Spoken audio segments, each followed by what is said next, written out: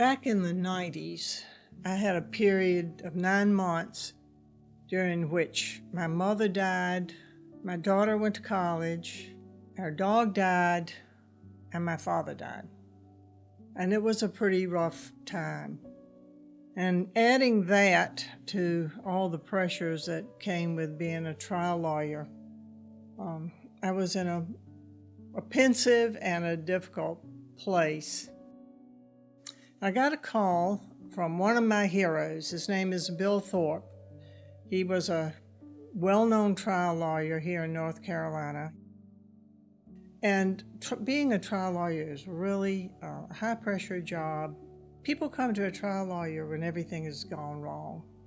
And knowing that, Bill asked maybe 8 or 10 of us from around the state who were in different phases of our career to go on a vision quest.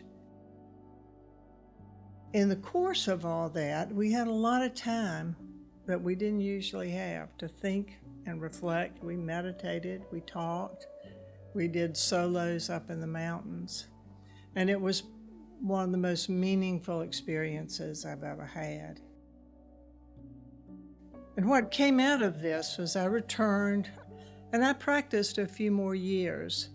But all that time, this was churning around. And I finally accepted that I was just burned out on trial practice. So I sold my building, I closed my practice, and I began to mediate. That was a good fit for me. And it gave me time to do my art. I had had a number of cases involving welding, and I was also playing around with assemblage. I was always looking for fasteners and trying to put unlike materials together. So I thought, well, maybe I could learn to weld. And so I got some equipment, and I read welding books, and I read art books, and I just taught myself to do it.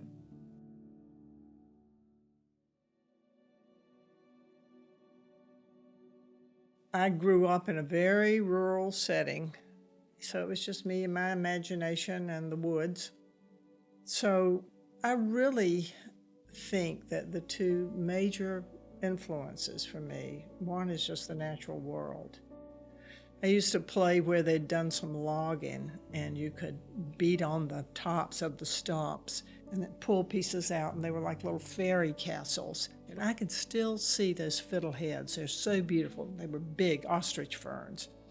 So I think all of those shapes, fern fronds, leaves, trees, how all of those natural shapes worked with and against and across each other made a big difference.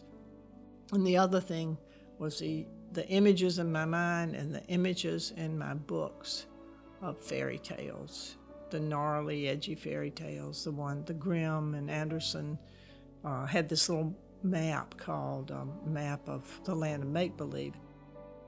And it has all these windy roads and the little crooked man and crooked castles, and there's not a straight line anywhere.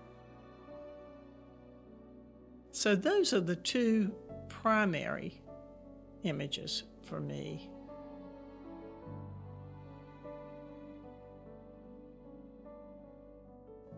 I grew up in church, in the Presbyterian church, and so there are lots of not so much religious images like images from the Bible, but the altar in church, or the arches and the architectural things, or I did have experiences later on in the Catholic Church. So you have the reliquaries and the little secret boxes, and those things have always fascinated me, a place to put something that's meaningful to you.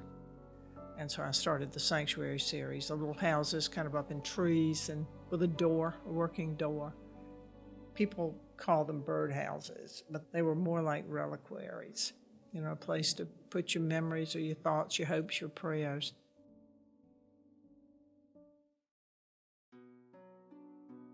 The Conclave series, it's based on Celtic mythology, Native American lore, and fairy tales. So they're woodland creatures, they're ogre-y kinds of creatures, they're stags and rams. And they are all in costume, and they have different places in the world. And in my mind, they came out of the forest primeval and formed a conclave, and I had a wonderful time making them.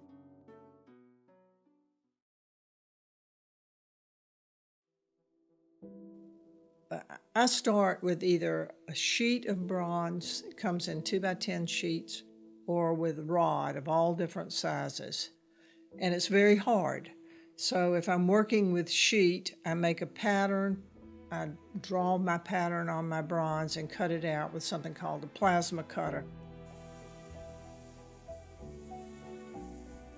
Then those shapes are cleaned up. They're heated red hot, and I began to shape them.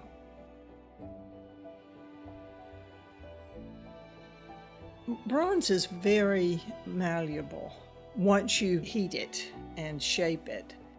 And it also, it doesn't rust.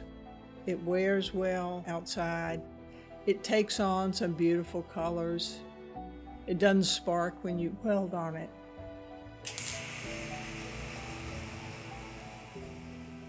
It's typically used in cast bronze pieces, whereas what I do, every piece is individual.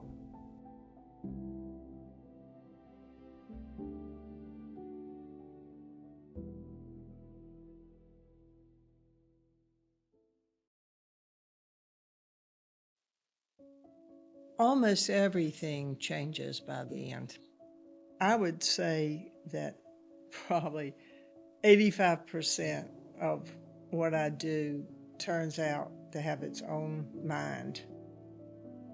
And I think it's important to let that happen, because if you don't, you're not gonna get the spontaneity. I tend to be a perfectionist from my former life, and I tend to think that every piece I do has to be a brand new idea. It can't, I can't go back. And there's just not that much creativity in the world. And I try to remind myself that artists, they have their themes and they repeat them again and again. And right now, that's one of the biggest things I'm working on, is accepting that I have my themes, and that's okay. And it's okay for me to go back and look at some of those old themes and try to work them in a new way. What I want to do with my art is not reflect what's going on in the world. What I want to do is to have some hope, and hope is a big theme in what I do.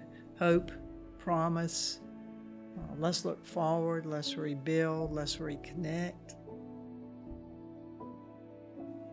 People don't have to look at my work and feel the same thing that I felt when I made it, but I hope they feel something.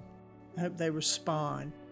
And when somebody does respond, it's an incredible connection.